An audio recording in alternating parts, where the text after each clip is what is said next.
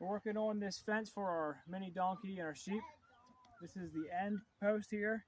To keep this from pulling in, we're going to go ahead and put this post horizontally between the two and fasten it. And I'll show you how.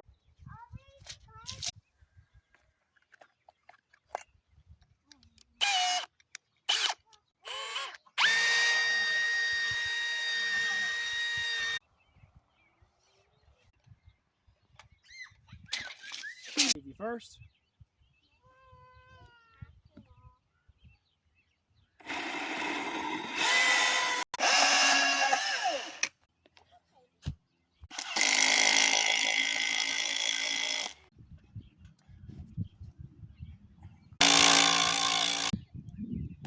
Now we have a nice sturdy post to put up our goat fence.